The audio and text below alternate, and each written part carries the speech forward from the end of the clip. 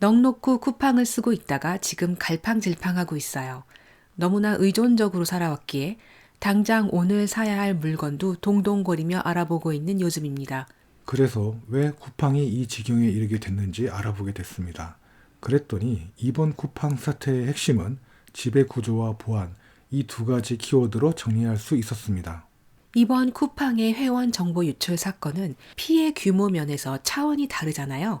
게다가 사회 물류와 배송망을 쥐고 있는 기업인데도 책임 소재를 피하는 지배 구조라고 말이 많아요. 실제로 12월 2일 국회 과방위 전체 회의에서 채용은 중국인, 이익은 미국에, 한국이 우습냐 이렇게 말할 정도였죠. 도대체 지배 구조가 어떻길래 그런 걸까요? 한국의 쿠팡 주식회사는 미국 쿠팡의 자회사입니다. 바꿔 말해 모회사인 쿠팡이 한국 쿠팡 지분을 100% 보유하고 있죠.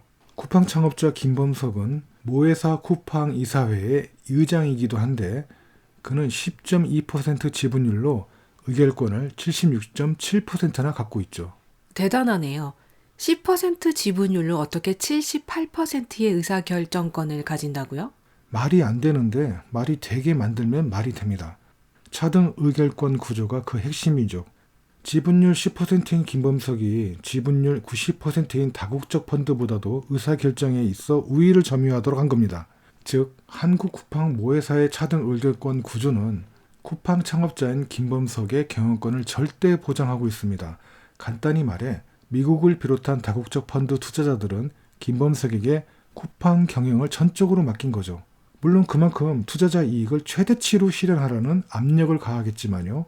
이 지배 구조가 결국 한국에서 벌어진 문제의 그 모든 책임과 규제는 한국 쿠팡에만 머무르게 하고 실질적인 권력과 이익을 가진 미국 본사는 빠져나갈 수 있게 만드는 핵심 장치입니다. 창업자인 김범석은 모 회사의 의장이라면서요? 그렇습니다. 김범석은 모회사 쿠팡의 의장이고 한국 쿠팡의 대표이사는 따로 있습니다. 쿠팡 한국법인 대표이사는 김범석을 만나본 적도 없다고 했잖아요. 이런 지배구조는 법적, 제도적 규제를 피할 수 있습니다. 권리와 수익은 투자자인 내게, 책임은 자회사와 월급쟁이 CEO에게, 사회에 끼친 불경제는 현지 정부와 시민, 협력 업체들에게 이런 식의 책임 떠넘기기가 가능해지죠. 모 회사 쿠팡은 지주회사일 뿐 자신의 책임은 없다고 선을 그을 수 있겠군요. 실제로 그렇습니다. 한국 쿠팡은 그동안 다양한 품목, 높은 가성비와 퀵 배송으로 선호됐잖아요. 우리만 하더라도 쿠팡 애용자였고요.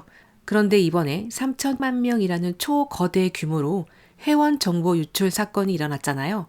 이렇게 신뢰가 파괴된 상황에서 어떤 선택을 할 수 있을까요? 이런 질문도 필요하다고 생각합니다.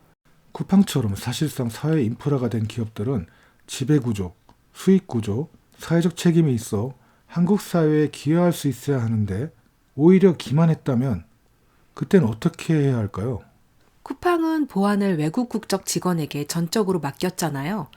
보안은 전산 네트워크 방어 기술뿐만 아니라 보안 업무를 다루는 사람도 중요하잖아요.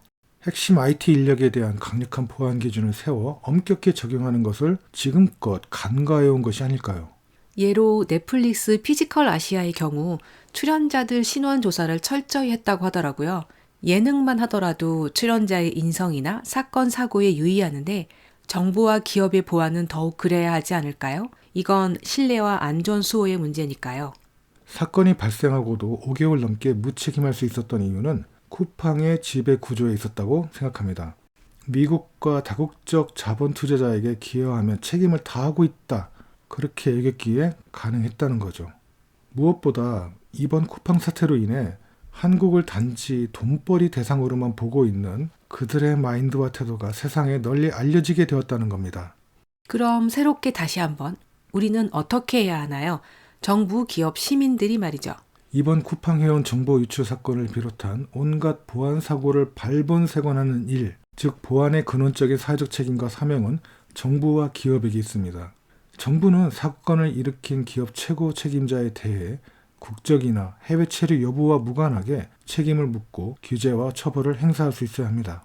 또한 정부와 기업은 디지털 보안 기준과 기술을 최첨단 수준으로 계속 갱신해야 합니다. 그와 동시에 핵심 IT 인력에 대한 좋은 처우, 그리고 지속적으로 철저한 실시간 감시, 기록, 보고를 의무 수행해야 합니다. 이건 모두 당연한 얘기여서 새로운 것이 아닙니다. 그런데도 기업들은 형식적인 사과만 하고 보안 사건은 계속 일어나고 있죠. 그래서 요즘 징벌적 배상 같은 논의가 이루어지고 있죠. 또한 보안 사고에 대한 비상체제를 잘 갖춰서 2차 피해를 발본색원하는 것 역시 정부와 기업의 사명이자 책임입니다. 사람들은 쿠팡을 애용해 왔잖아요. 우리만 하더라도 그렇고요.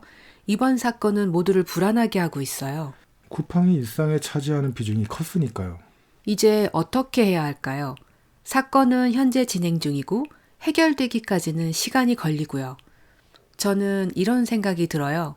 계란을 한 바구니에 담지 말라고 하듯이 나의 구매 목록을 여러 장바구니에 나눠 담자는 거예요. 동네 슈퍼, 마트, 도소 매점들의 온라인 배송 등 여러 방식으로 해보자는 거죠. 구매력을 한 군데로 몰아주지는 말자.